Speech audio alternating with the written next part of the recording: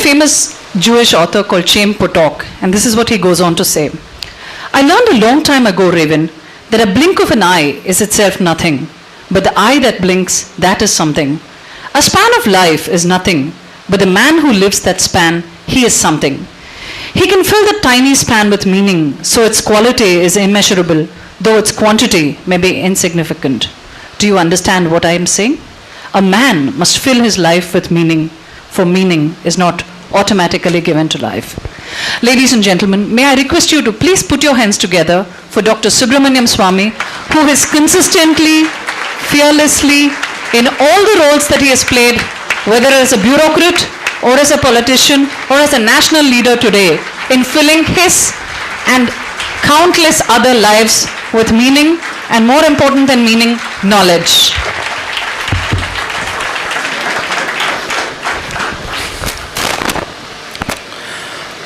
Thank you very much. It's a great pleasure to see the star-studded show today for the release of this book.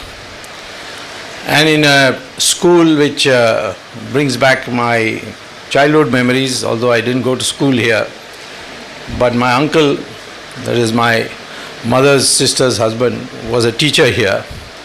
And during my summer vacations, I have frequented this place. And I was not born too far from here in Mandavali. So things have changed, but some things have not changed, which should change. I think this hall should be air conditioned. And I can say that if Guru Murthy will permit me, after the new government comes and does not write on it in Indian Express, I will certainly see to it that this hall is air conditioned.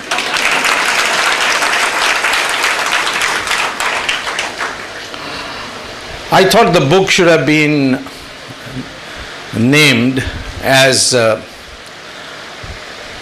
not the decay of the decade, but the decade of decays. I don't, however, demand the resignation of Manmohan Singh. For a very small reason, of course, is that he's a good friend of mine. I feel I shouldn't cause him pain. In the 2G spectrum, he would have gone, but for my stand in the court that he's not responsible for the delay in giving sanction to me on the 2G spectrum matter. He took 1.5 years and still didn't reply. That's not surprising, knowing Manmohan Singh. I've had the pleasure of being a professor with him. In fact, I was appointed professor of economics at IIT against the teeth of opposition of the entire left wing, because Manmohan Singh was the chairman of the selection committee. And then when I was commerce minister, he was my economic advisor. And I can say that he was an excellent economic advisor, and he should have remained so.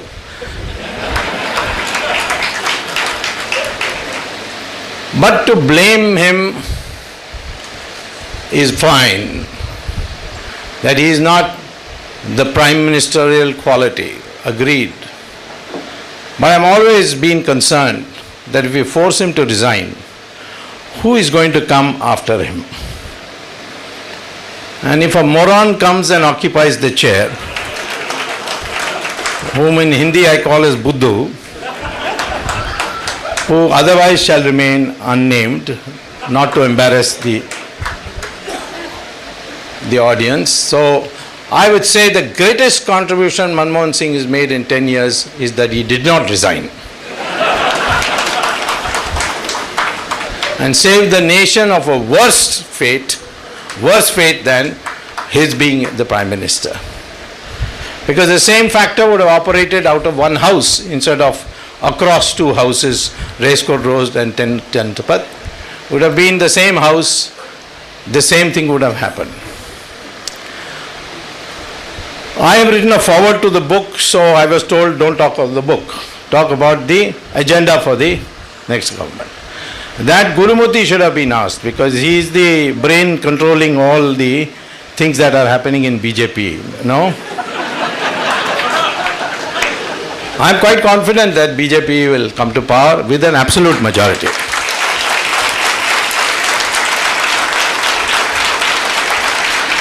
I didn't join the BJP because they are coming to power, but because I am an old Jansanghi, and I was waiting for Gurumurthy to give me permission to join. And finally, when he did, I did. Now, if we are going to talk about the agenda for the new government, at the present moment, I can only rely on one area where my advice has been sought, and that is by a committee headed by Nitin Gadkari, who has been entrusted with the task of working out a vision document. What is the vision of the new government about the future? So he wrote me a letter seeking my views on the draft that he has prepared. He has prepared a very good draft, very, very extensive PowerPoint presentation. And so I had participated in the extent that I gave him my comments and what he could add and subtract. So with that in view, and my confidence that the BJP is going to form the government, I'll give you some. I can't give the whole thing because it will take a long time, but I will give you the main points of what the agenda could be and should be and probably will be part of the vision document. First of all, we have the problem of fixing the economy, which is in a terrible state.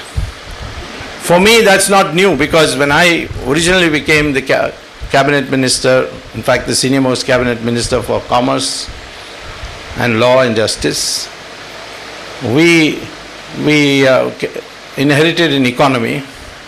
At that time, Gurumurthy was on the other side. He was with the previous government, VP Singh government. You made a mess of it, and we fixed it. Partially fixed it, and the real credit for fixing it really goes to Narasimha Rao, whom everybody seems to have forgotten. I hope a future government will honor him for his singular contribution. I have seen it firsthand, because first he wanted me to join Congress party, and he said he would make me a minister of a very powerful portfolio. Then I went and asked Paramacharya, shall I join Congress party? He said, Vendave Vanda. And when I asked him again, saying that then I won't be a minister, he said, Pota minister la. You are not to join. Today, I think that's the best advice I ever received in my life. Thank God I am not in Congress party. So Narasimha Rao appointed a commission, gave me a cabinet rank, and it was a little painful for me because he gave me a cabinet rank with for the commission on GATT, what is called as Labour Standards and International Trade, and he housed it in the Commerce Ministry. Now I had a cabinet rank. The minister at that time had a minister of state rank with independent charge. So the immediate tension began, because the minister wanted me to call on him. He sent his secretary to say I should call on the minister, and I said, but he is the only minister of state, how can I call on him? The name of the minister was P. Chidambaram. So you know the origins of where it all started. So at that time we had only one problem, and that problem was foreign exchange shortage. We were about to declare bankruptcy. That is, we are going to default on payments. We would have then been declared as a bankrupt nation by the international agencies. The reason was that when Rajiv Gandhi became Prime Minister, he liberalized imports. The original Soviet model, which came from 1950, discouraged foreign trade. But he then allowed industrialists to import.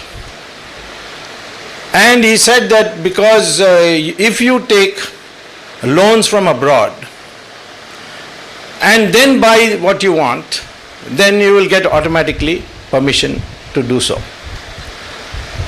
So all the industrialists who had been starved of raw materials and shortages of spare parts and so many, they went and placed huge orders abroad for buying new machines, spare parts, etc., and took loans from abroad, which was the easiest to get, which is short-term loan, which became payable in 5 years.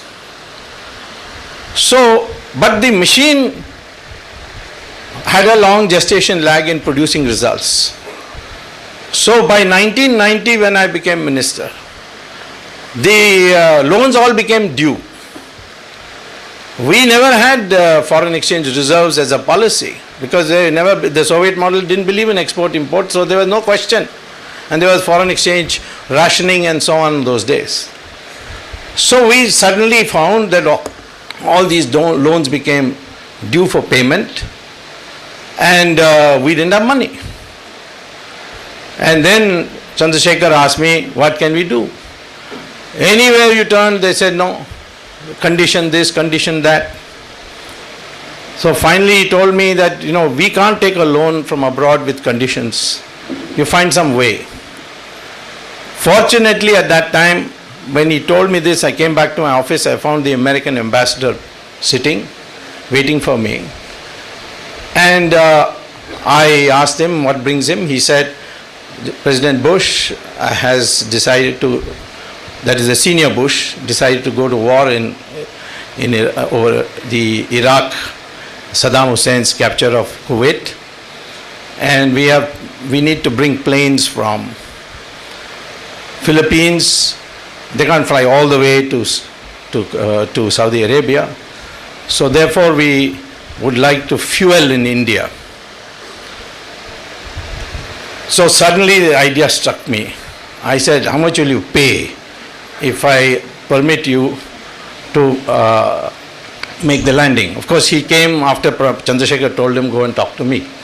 So I had the full authorization to do or not to do. So he said, we'll give you 3 times the amount that you would charge a commercial plane for landing and refueling and so on.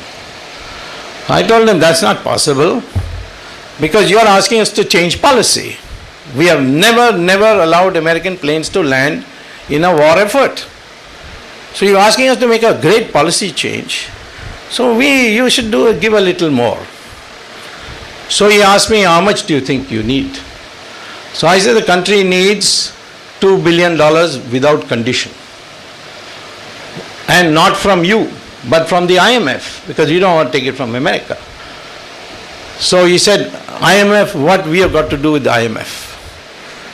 So I said, you have 87% of the voting strength in IMF. See, the IMF, the vote is not one nation, one vote, one nation.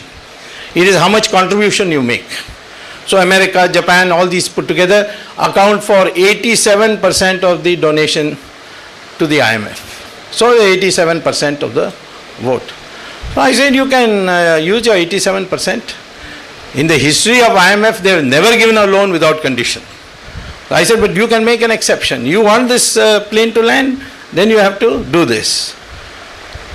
Now, the American ambassador cursed me. He said, I always knew to give you an American education was the wrong thing. I said, why? He said, because you think like us. So he said, but there's only one problem. Today is Friday, and when do you want it? I said, Monday. He said, oh, on Friday I can do it. I said, no, in Washington it is Thursday night, so you got the whole of Friday. On Monday morning, $2 billion arrived without condition. That's why I'm giving you this because, having been in the saddle, all problems are soluble. They have solutions in a combination of politics and economics. And that's what you need. Today, number one problem for rectification, this rupee slide. What is wrong with it? Why is it happening? They say, no, it's international, this, that, America is wanting money. Oh, that's all rubbish. There are 3 explicit reasons for this decline. The first is that our politicians who are corrupt and in power are feeling scared that they may not come back to power. And then there's already a committee called Action Committee Against Corruption in India, so on which Gurumurthy and I are both together. At least on one place we are together. That's a good thing. And this committee and all Ramdev, everybody is going to bathe for blood of these politicians. So all of them are dumping the containers of cash that they have in the Hawala market. And therefore, this supply of rupees is increased, and therefore this decline has taken place. Because when the supply of rupees increases and the availability of dollars is less, then naturally the price of rupee will go up. This is reason number one. Reason number two is that the country is bleeding in its exports-import balance, what is called the current account deficit. It's a huge difference. And why is that? Because we invented a fiscal instrument about which Venkatesh has written about, and he has understood the instrument very well. It's called a derivative, which is called participatory note. And almost more than 2/3 of our money in foreign investment comes through that. And what is this instrument? It's only available in India, nowhere else. Only for Indian citizens you can get participatory note. Participatory note is issued to you if you are an Indian citizen by Morgan Stanley and US Fidelity Investments and so on. If you are an Indian citizen, you go to your Switzerland bank, you withdraw some money, and you take that and put it on the counter of, say, Morgan Stanley and say, give me a participatory note of an equivalent amount. Then the company will say, where's your Indian passport? You show your Indian passport, and that's easy to get. Even if you are not an Indian passport also you can get. Many terrorists do that. That M.K. Narayanan had pointed it out. And they will give you a piece of paper which is called a participatory, nice, very nice looking one on very good paper, but it will not have any serial number, it will not have any name. Just the amount will be there. It's like a currency. Just the amount will be there. So you take that participatory note and bring it to India, make a photostat copy and give it to the Reserve Bank. They'll give you a small receipt, which you take to the stock market and you give it to the stockbroker and he will invest. Naturally, if you bring large amounts, the stock shares will shoot up. When it reaches a certain height, you think that's about as high it will go, you sell. The difference in the price you bought the low price stock and the final price, that is given to you by the stockbroker in rupees. You take the rupees to the Reserve Bank and say, please give me dollars, because under the scheme, if you bring money by participatory notes and make investments and earn on it, all that is convertible in dollars. So you convert it in dollars, and then you take it abroad, and you are now taking it abroad in white. This idea occurred to Chidambaram and Ms. Sonia Gandhi, because they found that their accounts in Switzerland, they were not getting interest on the deposit. They were being charged a service charge. That means 2% being cut out. And the Swiss people were so smart that they took 2% service charge and took that money and invested in the American bond market and got 4%. 6% for doing without any work on Indian money. We have, one estimate says, $1.5 trillion abroad of Indians in illegal bank account. We can bring it back. That should be a task of the government. $1.5 trillion means multiplied by 7, that means what? 105 lakh crore rupees. 105 lakh crore rupees. What is the total tax bill of India? 4 lakh crore rupees. 105 lakh crore rupees comes back to India. How many years? 25 years you don't have to pay tax. And this is not only income tax. Income tax, indirect tax, excise tax, sales tax, all that combined. 4.5 lakh crores. And you can finance it by that. There is a way of doing it. I will explain it in a brief moment. But this is how it's happened. Now there was one problem that was raised, I believe by Ms. Sonia Gandhi to Chidambaram, that you see, when you make so much money in the stock market, you have to pay capital gains tax, and that is 30%. So is there any way to get around that? So they came up with a bright idea that if you invest in Mauritius and create a company there, and the company comes here and invests, and how much money do you need minimum to form a company in Mauritius? $1. So $1 company come here and that invests. You own the $1, so you are 100% owner of that company, and you invest in the stock market.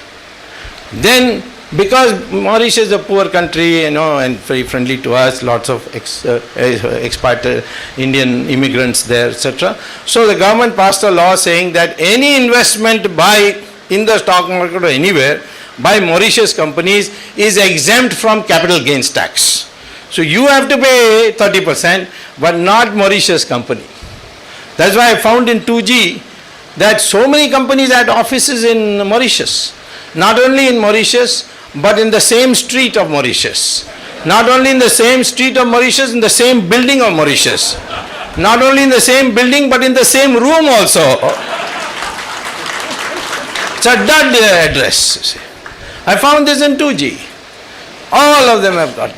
Because Mauritius means you are exempt from all kinds of tax. So this money comes in. Plus participatory note money if you bring, it's called hot money, and therefore it can leave any time. It's not like FDI that you buy shares and then you have to sell the shares and then repatriate the money. There's a process. But here it is just simply decide, I am going out, you go. And lot of participatory money has gone out. Therefore they have dumped rupees and taken dollars and gone out, and that is another reason for the fall. And the third reason is that there is a powerful minister who makes financial policy, whose son sits in Singapore all the time. Sometimes in London, but mostly in Singapore. And he does short selling. Short selling is equivalent to currency forward trading. He says, next week, you give me $1 and I'll pay you, and I'm required to pay you back this $1. That means 60 rupees, say. And a week later, I will give you back this $, 60 rupees plus maybe 1 rupee as your profit, or 2 rupees. The short selling is based on the principle that in 1 week's time the price of the rupee will go from 60 rupees to $1 to 65 or 68. So therefore, without any money in your pocket, you borrowed, this is again called a derivative principle, you borrowed $1, pledged it that you will return it in 1 week's time, and then you make a killing because you will get, say, 8 rupees extra, which you will give 1 or 2 rupees back, and the remaining is pure profit. And people are making in crores and crores, not even crores, 10,000 crores, 20,000 crores, like that. But you got to make sure that the price doesn't fall below 60. Then you are finished. And how can you make sure? The Reserve Bank must listen to you. The Finance Ministry should listen to you. That they shouldn't come out with some policy, like for instance the Finance Ministry wants to reduce the rupee dollar ratio. All they have to do is they got $277 billion in foreign exchange. You take out 20 and put it in the market in one day. It will come down to 50 immediately. But you got to make sure the Reserve Bank will not do that. You got to make sure that the finance minister will be able to tell the Reserve Bank governor you can't do it. And to make sure of that, you better be the son of the finance minister. That's the only way. So if you arrest the Hawala people, 5-6 prominent ones, for doing illegal, it is what they're doing. Hawala is illegal activity.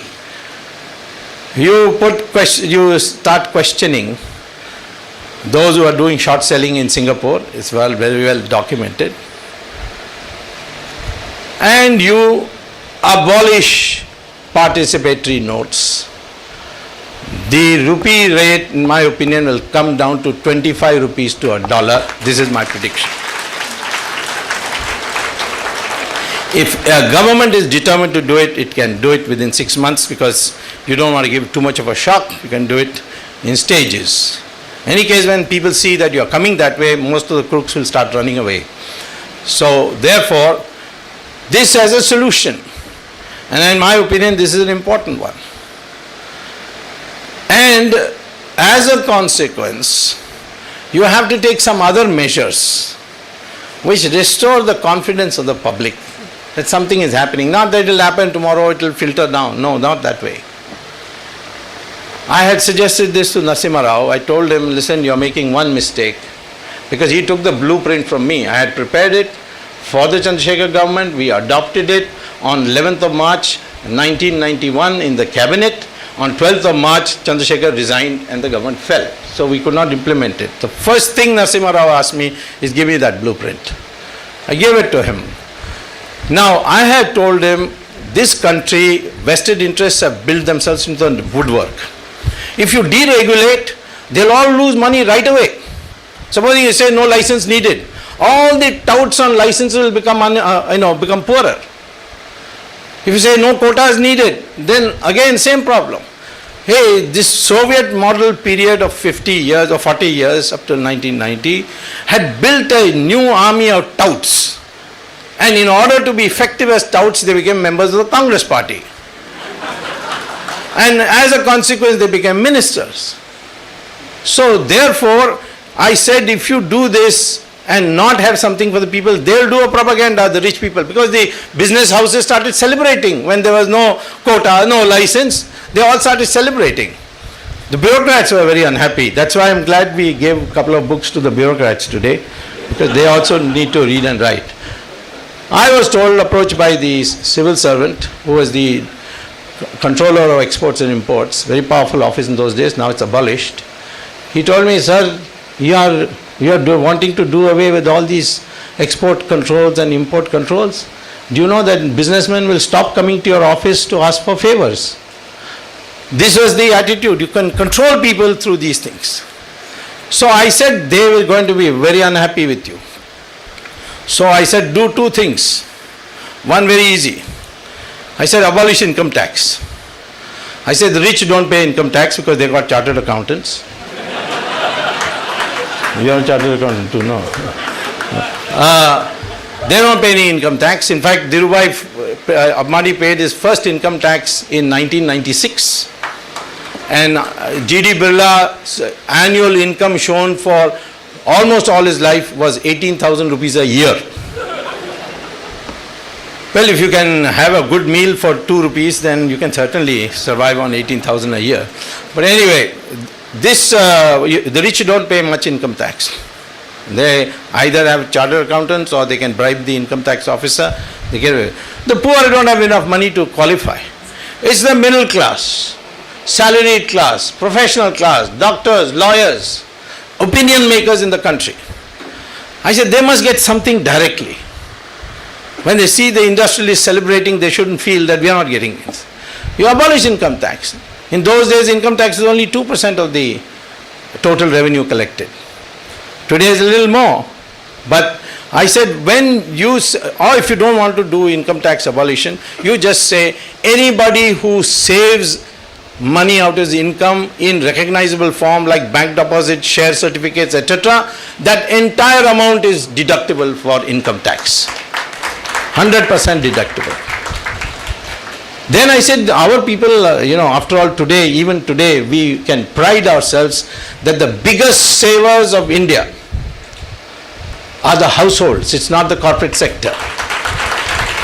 Something like 85-86% of the total savings in our country, national saving in the country, is provided by households who religiously save for their children's education, for their daughter's marriage, blah, blah, all kinds of expenditures which they are saddled with from the beginning, and to meet that they save money. They scrimp and save, they save.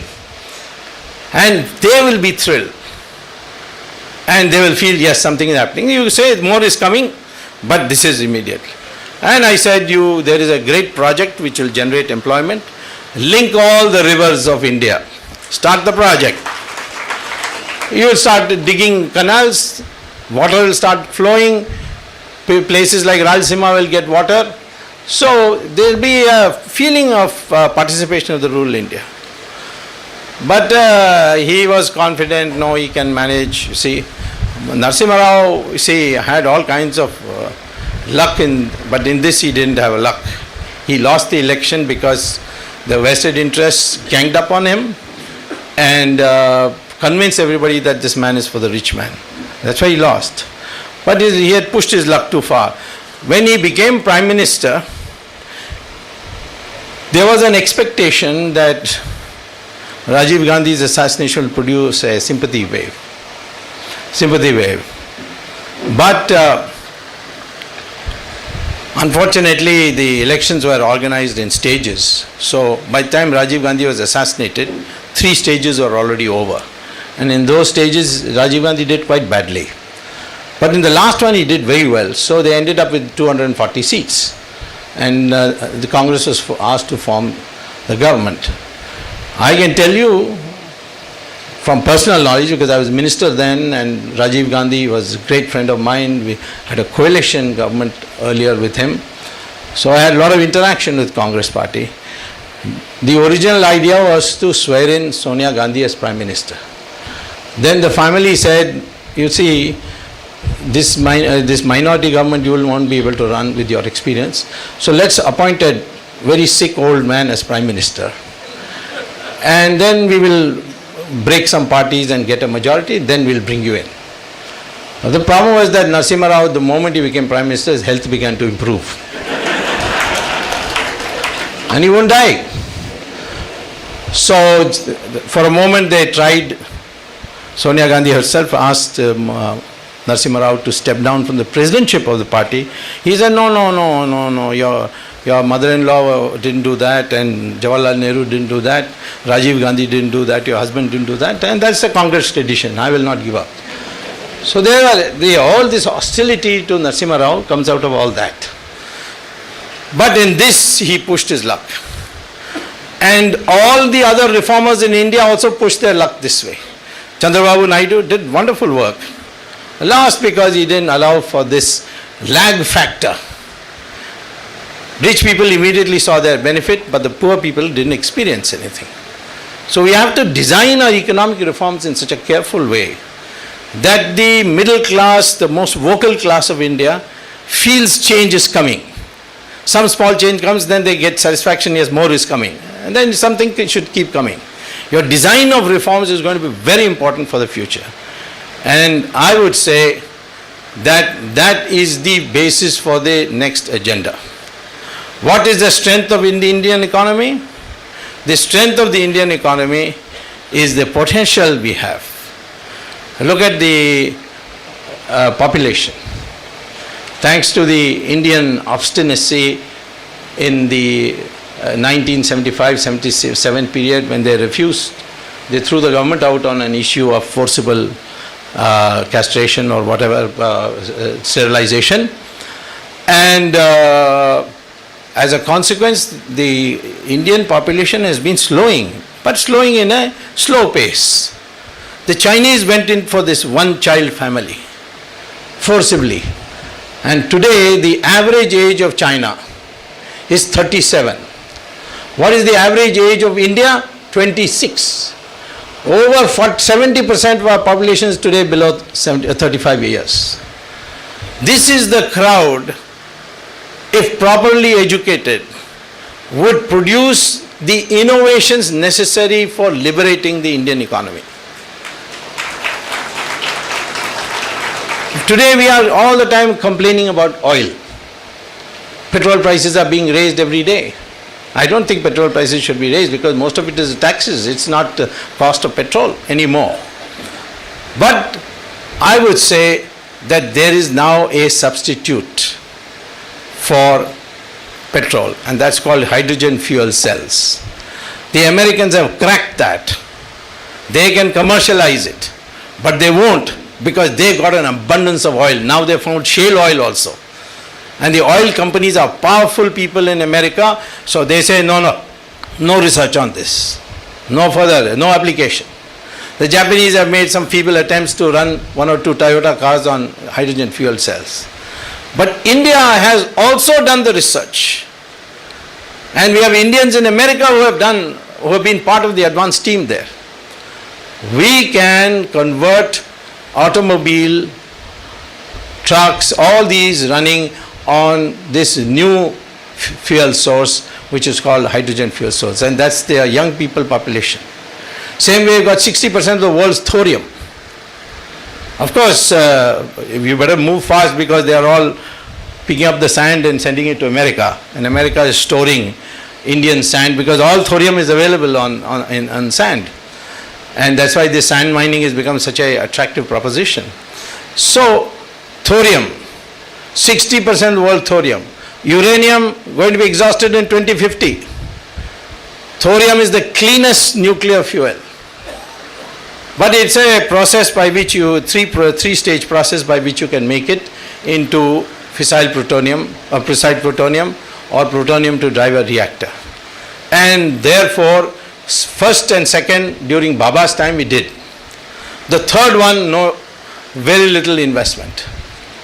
Saying we'll think about it later. After the Indo-US nuclear agreement, zero now for thorium research and development. That should be restored. Top priority for thorium-based nuclear reactors for our country. Power systems will be full of power. We will not have power problem anywhere in the country. It's a clean source. Then look at our agriculture. It's the largest employer today. And we are the luckiest people in the world because we can grow crops 3 times a year. All around the 12 months you can grow crops in agriculture. America 5 months snowfall, you can't. Europe also 4 months, you can't. China 3 months, you can't. But India is one country which can grow agricultural crops 12 months of the year. And only 25% of our land grows more than one crop. We can grow 3 crops, provided you focus on that. And I think this should be another part of the agenda. Focus on making agriculture a bounty, producing food grains. A little green revolution. I mean, what is green revolution? 10% of the farmers got the benefit of water and seeds and so on, and we became from food borrowing country to a food surplus country. And if we go in for agriculture with this scientific mind, we will feed the whole world. And let me tell you another thing. The agricultural product prices today is amongst the lowest in the world. Take the price of rice. What's the price in Japan? 7 times India's. What's the price in South Africa? 6 times that of India. These are all nearby countries. Prices in Europe also several times, both wheat and rice. Sugar. Milk. The price of milk in Europe is 15 times that of India. And we have the world's largest population of cows. Only thing, the yield is poor. The Indian cow gives you 200 liters per year, and we are 150 million cows. Israel cow produces 11,000 liters per year. So imagine if our 150 million cows started producing 11,000 liters, then you'll have to go around swimming in Mylapore, not walking. bottle it, send it abroad. Of course, we need an agreement for which this WT or Doha agreement. That can be worked out by deals, give and take. It's been done. India is a land of potential, even on resources.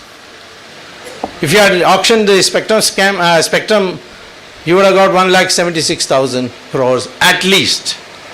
Everybody said, oh, it is now all bogus, Vinod Rai's bogus figures. In fact, Kapil Sibal went to the extent of saying zero. I don't blame him because he can't count beyond zero. So, but you see how much we got. The spectrum licenses sold cheap, we got 17,000 crores as revenue.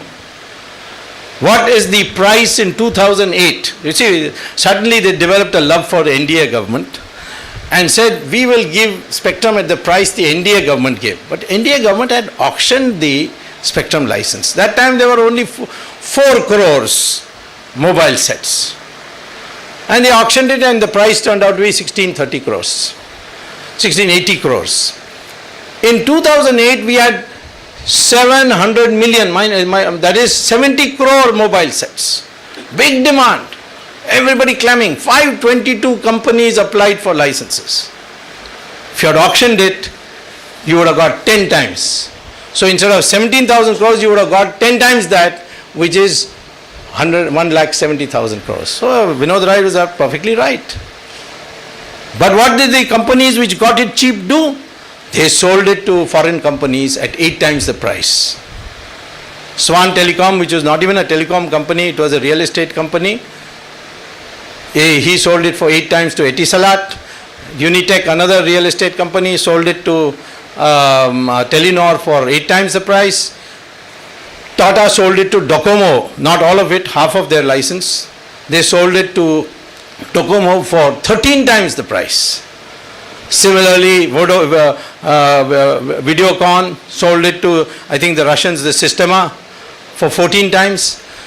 All of them sold part of their license, the whole of their licenses to foreign companies and made a huge bounty. Of course, they didn't keep all the bounty themselves, they had to give money.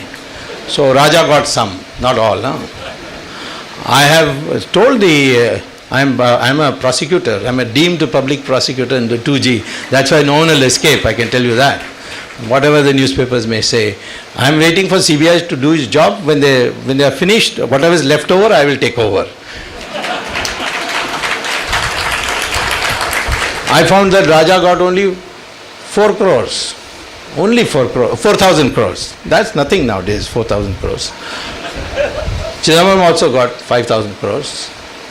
Karunanidhi, because he has a bigger family, he has three wives, no? So he got 15,000. And Sonia Gandhi and family got 36,000 crores. Look at the staggering numbers. I've been saying this in all public platforms. They can't challenge me. If they challenge me, they'll have to come on the witness box and I'll prove everything. Not only this, something else. So 1,76,000 from Spectrum. Coal, if you had auctioned it, how much you have got? 11 lakh crores. If you had auctioned the oil fields of Krishna Godavari, how much you have got? 24 lakh crores. Where is the shortage of money? If you price it properly, you will get all the money you want. Why can't you? If you are giving natural resources away, why should you give it to foreigners or industrialists at cheap price? When they are not going to pass it on, they are going to then profit on it. So therefore, there is no shortage of money. The country, economically, in my opinion, has had, when I first came to the Jansangh, which was the forerunner of the BJP, I was asked to prepare a plan, of economic plan. And I prepared a plan called Swadeshi plan. That you don't need foreign aid from these governments. You can stand on your own feet. You don't have to grow at 3.5% per year. You can grow at 10% per year. And I wrote it in the form of a book. Shri Atal Bihari Vajpayee presented it in Parliament in the budget session. Mrs. Gandhi was the finance minister. She was holding the finance portfolio at that time. And she read the book and she was livid. Because I had attacked socialism, I had attacked the Soviet Union. I said Soviet Union itself is failing. In fact, the people used to do propaganda that Soviet Union, there is no unemployment, there is no poverty, there is no inflation. The only truth is there is no Soviet Union now. Gone. Where is the Soviet Union? 16 countries. So she got upset and she attacked me. And I thank her for it because she made me famous overnight. I was unknown till then. And she said he's Santa Claus, he's handing out 10% growth rate, atom bomb, this, that, and launched my political career.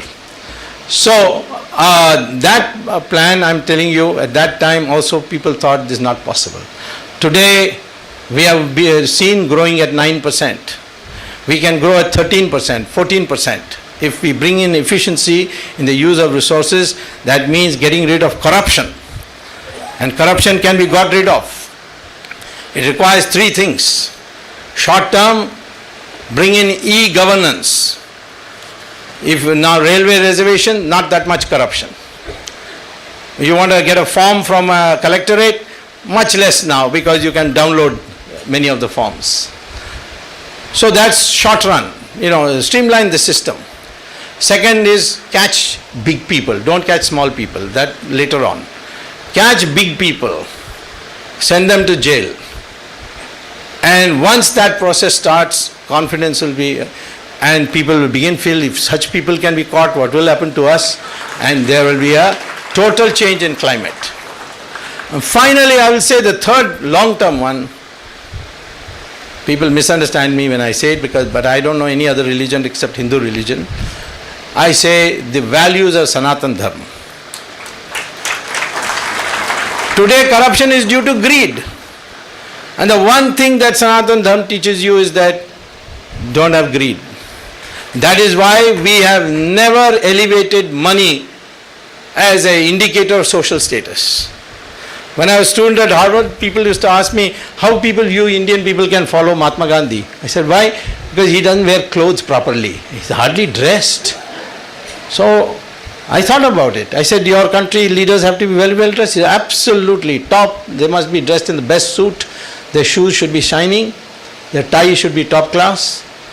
And in fact, they told me that when Nixon and Kennedy had a debate, Nixon turned up without shaving. And they had what is called as a 5 o'clock shadow. He lost the television debate on that account only, that he was not properly dressed. And of course, Kennedy came after going to a beauty parlor, so he looked great. So that matters in the United States. But in India, it doesn't matter how you dress. Jayaprakash Narayan used to be simply dressed. Even their religious leaders are dressed in pomp and show. Look at Pope, he'll always be in a satin gown with diamond and sapphire and ruby necklaces around his neck and jewels in his topi. But our Swamijis, Swami Dayananda Saraswati, such a great scholar. But when you see his clothes, you say, my God, is this man such a great... the foreigner will say that. But ultimately, the message of this Sanatan Dharma is that you must have material progress harmonized with spiritual advancement. And that beyond a point you should not accumulate.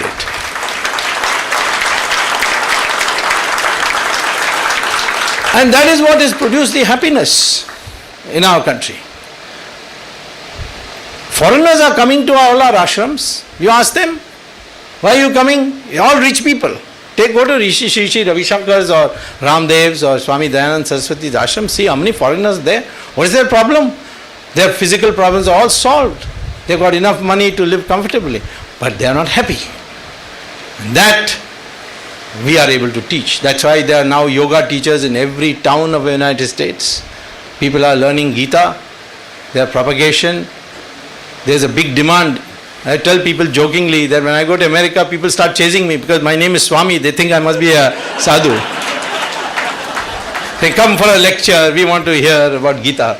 So, this is spreading like that. There are many things about India which are now spreading. Ayurveda. You will find that Americans love curry today. Not because they like the spice or anything. But their medical research says that what you call haldi, in English haldi, manjal, turmeric.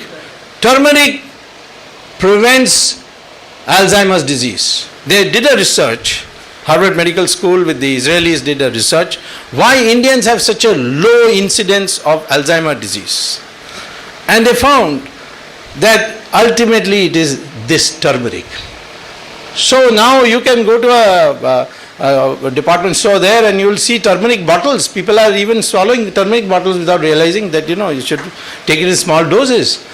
So Sanskrit, today NASA has required Sanskrit as compulsory. Why? Because they have found that in the most advanced field of computer sciences called artificial intelligence, and this you can see from Google, just by Googling NASA and Sanskrit, they say the most computer friendly language is Sanskrit. And they have made it compulsory. The English schools are teaching Sanskrit. George Bush, before going, declared that any college teaches Sanskrit, they will get special federal grants. But even in India, if you say, they'll say, oh, you are communal, huh? This is the thing that we have to change. So that brings me to 2 points in the end. Taken a long time, but a few more minutes. You see, economic development is worth it if you can defend it. If you grow crops and you can't defend some brigands coming and harvesting and going away, then why you must grow crops? You build a beautiful economy, then you must be able to defend it. That means national security. And you must understand, national security means strength. You can't defend unless you have strength. You see, just by being civilized you cannot be. The great Raja, one of our great Rajas, forgave Muhammad Ghori 17 times, Prithviraj Chauhan. Maybe 16 times, I don't know the exact number, but he forgave him long time, because that was our tradition. If you lose the war and you apologize, you forgive him and say, jao, take everything back with you. But that was not applicable to the force that came. And in fact, Rama, when he killed Bali by hiding behind the tree, before dying, Bali said, hey Kshatriya Putra, you are supposed to be Maryada Purushottam. You hide behind a tree and kill me? Why can't you come face to face before me and do it? So Ram said, who are you to teach me morality? You stole the wife of Sugriv, you ran away with his kingdom, and you are giving me lectures on morality? Morality is only between two moral persons, not between an immoral and moral person.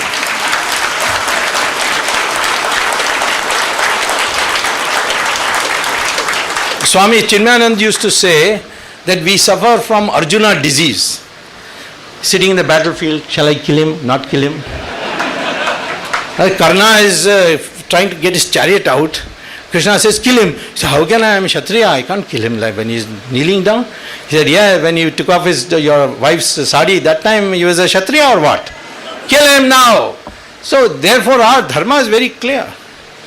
When it comes to defending your nation, when it comes to dharma, that is the objective that is most important. Not talk about peace and chant peace and so on.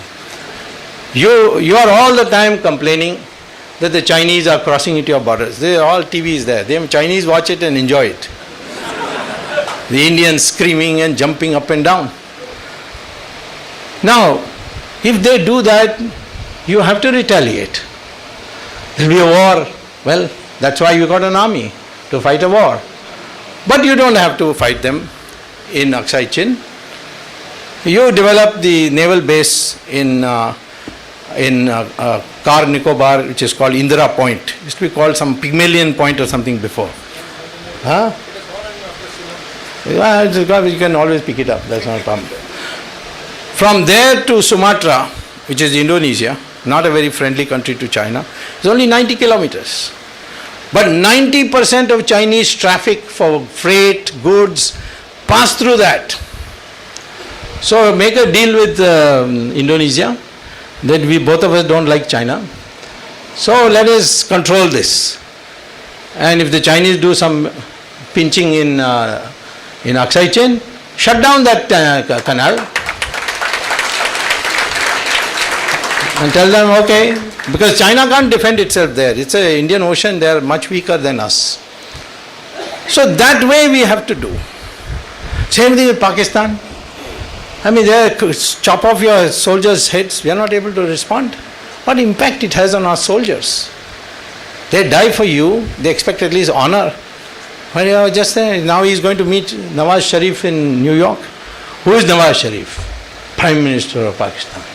Well, that way, yes, these two Prime Ministers are fit for each other. Because Nawaz Sharif is a stooge of the ISI, military and the Taliban. He made a deal with them and came to power.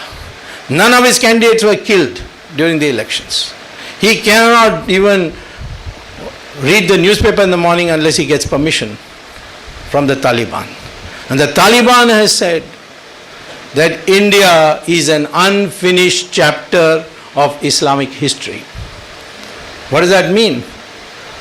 That wherever Islam went to Iran, Zoroastrians were ruling, took it over, cut them to pieces, and the whole Iran became, Persia became Iran and 100% Islamic. Neighboring two countries, Mesopotamia and Babylon, later on became Iraq. In 17 years, they made them 100% Muslim. They went to Egypt, 21 years, 100% Muslim. Christians went to Europe, 50 years, 100% Christian. But here, 800 years of Muslim rule, 200 years of Christian rule through the British, and we are still 80% Hindu. There's something fantastic. So it's an unfinished chapter of Islam. I don't blame Muslims because their mind is very clear. But they blame me because my mind is clear, they call me communal. I am not against Muslims. I say if any Muslim says that my ancestors are Hindus, he is part of my family. But if you say your ancestors are Gori and Ghazni, then we have created a new country for you, go there. How can you claim to be the descendant of Gori and Ghazni? It is not backed by DNA data. I have got DNA studies, genetic studies which show that all Indians, whether he is a Brahmin or a scheduled caste, whether he is a Hindu or a Muslim, they are all the same DNA. We are one nation. There is all this bogus thing are still in our books saying that there is Aryan and Dravidian. Only Karunanidhi believes it. Nobody else believes it.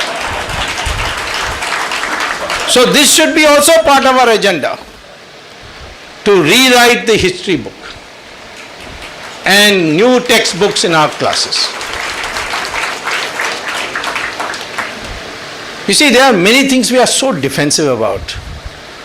This Babri Masjid, they say Ram temple, no, this is communal. No, this is between two religions. How is it between two religions? First of all, masjid in Islamic law, Shariat, verified by me from Saudi Arabia, is not a religious place. It is a building to facilitate reading of namaz, and namaz can be read anywhere, including on this floor, on an aeroplane, anywhere they can read it. It's just to facilitate reading of namaz. And is there a law, Indian law on that? Yes, Supreme Court, Constitutional Bench, 1994. What does it say? That masjid is not a religious place. In the British India, this is what the judgment says. In British India, the British government demolished many masjids. The Saudi Arabians have demolished the masjid where Muhammad used to read his namaz, Bilal Masjid in Makkah. So I said to the Muslim community, you are part of us. So this Brindavan, Ram, Ayodhya and Kashi Vishwanath, these three places you vacate, I'll build you a masjid somewhere else. I'm not saying you shouldn't have a masjid, you have it, but some other place. These must be restored. They are the most holy of our temples, and they must be restored. And I like to see this as part of the agenda. And actually when Chandrasekhar was Prime Minister, I had entered into negotiations with Saeed Shahabuddin, who was Babri Ashram Committee. He only said one thing, prove to me that there was a temple before. And I will myself go and demolish that masjid. So we couldn't do it, our government fell. But the NDA government time, the Allahabad High Court set up a commission. They used satellite imaging and they found out that there is a temple, and now it is accepted in the Allahabad High Court judgment also that that is a temple. A temple is always a temple. Why? Because of Prana Pratishtha Puja.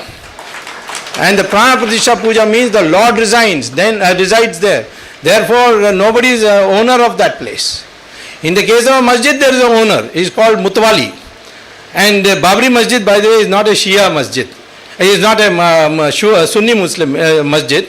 It's a Shia masjid. And the Shia Mutwali, it is a family responsibility. The man who is today the Shia Mutwali of Babri Masjid has given it in writing, we don't want that place, you give us some other place. It's the Sunnis who are creating problems, saying no, Waqf property, this, that, etc. But temple once demolished will always be a temple whether it's demolished or not, whether it's puja or not. When I was law minister, this happened when there was a Nataraj's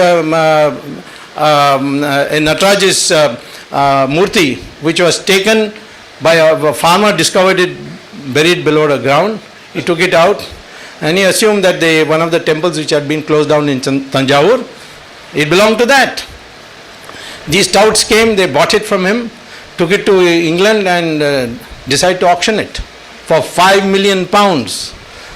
And that time I was in government, we fought it, and the House of Lords judgment says that it is now well established that once a temple is built according to the Prana Pratishtha Puja, it shall remain a temple whether it's in use or not, and return that Nataraj statue to us.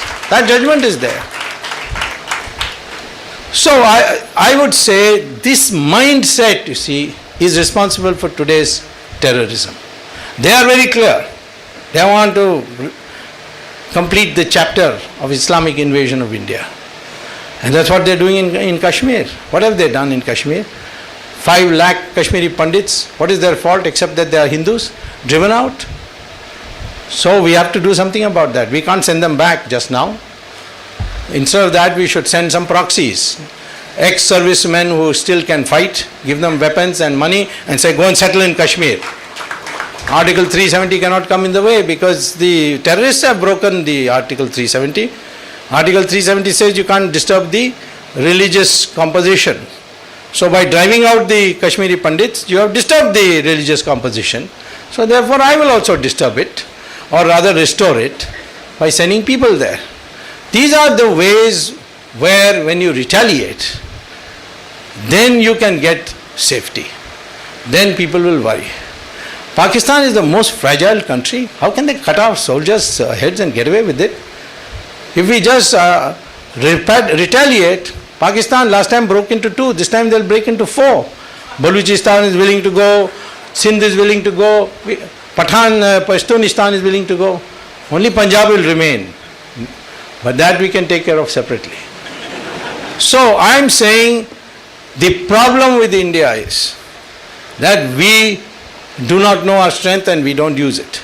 There is a story of Lord Shiva being approached by a snake, saying that the whole village is frightened of me. Whenever I come looking for food, a rat or 2, I find that public all start screaming and running. So what shall I do? He says, because you bite them and kill them. So that's why they do like this. You announce in the village that henceforth I will not bite anybody. And see the difference. After some time, Lord Shiva was going through the forest and he saw this snake lying bleeding, writhing in pain. He said, hey, what happened to you? He said, you told me to announce that I will not bite anyone, and now children are also throwing stones at me and hitting me. What I just did what you did, and this is my state. He said, but I never said don't hiss. You should have hissed when they came to attack you. Just because you don't bite doesn't mean you don't hiss. The same way, just because you don't occupy another country doesn't mean you don't give them a blow or 2. That should be our defense policy. I say this is all because of Jawaharlal Nehru not allowing the Vivekananda given identity to modern India. This country is a land of Hindus and those others who acknowledge that their heritage, their ancestors are Hindus. We are not against anyone staying in this country. But the identity of an Indian has to be clearly established that this is the identity of the Indian. Americans, you see, Professor Samuel Huntington has defined the American identity as white, Anglo-Saxon, Christian, Protestant, English-speaking people. Somebody asked him, what about those black Africans and these Asian, Koreans and Indians and so on? He said, yeah, they are citizens of the United States. But the identity of India is white, Anglo-Saxon, Protestant, etc. Same thing just now, Prime Minister Cameron told the BBC. He said we are a Christian country and our ethos is Christian. So they said, what about all these Muslims and Asians and Hindus over here? He said, that's all right, they are here living, residing in our country as citizens. But the identity is that. This is the identity of India. Hindustan means the land of Hindus and those others who acknowledge that their ancestors were Hindus. This identity has to be established so that there is no, I am Tamilian, I am Bengali, you are Indian first and Tamilian afterwards. And if there is a clash of Tamil interests and national interests shall prevail, not Tamil interests. I was surprised that the Tamil Nadu Assembly passed a resolution, please don't hang the people who killed Rajiv Gandhi because of Tamil aspirations. What has that got to do with it? Rajiv Gandhi is the Prime Minister of India. He was killed because the LTT didn't like his policy. How can he say Tamil interests? Indian interests, national interests. And I would like to see in this election in Tamil Nadu we fight on the national platform, not on the Tamil platform. And the people, according to me, are ready for it. So there are a large number of areas where a new government can do a lot. But I am saying that time has come because Christians are united and voting unitedly. Muslims are uniting and voting unitedly, although I am trying to separate the Shias, Ahmadiyas, Bohras, Barelvis. I am at work on that. But still the bulk will vote as one. Why Hindus should not vote as one? If they didn't vote as one and voted on merit, I don't mind. But why Hindus should be at a disadvantage and be led by the tail? We are 80%, 20% wants to lead us. How can that be? The Prime Minister says Muslims have the first charge on our resources. Nothing could be worse than that. Still, I don't want him to resign. You know why. So, I am saying today the call, the need of the hour is all we Hindus sink our differences, caste, language, everything, and for once vote for absolute majority, a government which can give you a nationalist platform.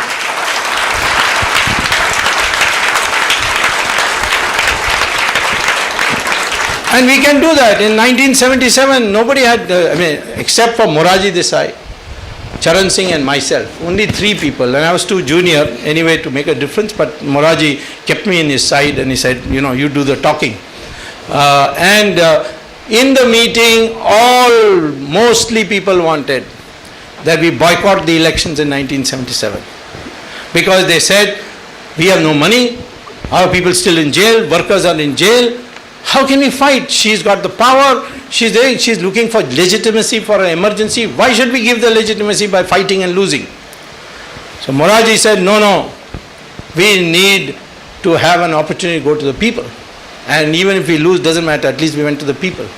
Charan Singh took the same stand. And we did go to election.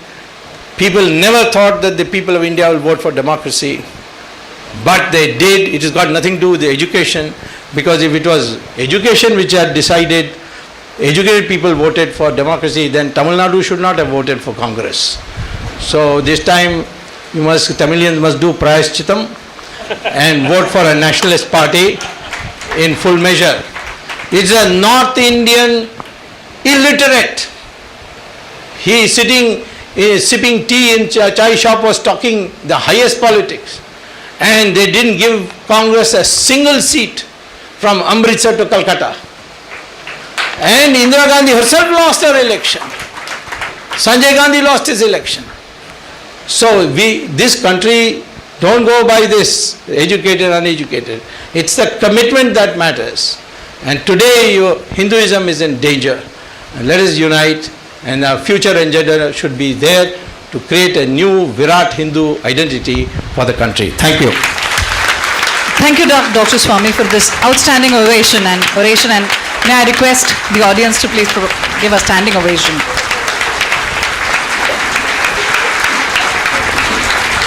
You know, one can't help but eulogize Dr. Swamy to this old block of carbon we call a diamond.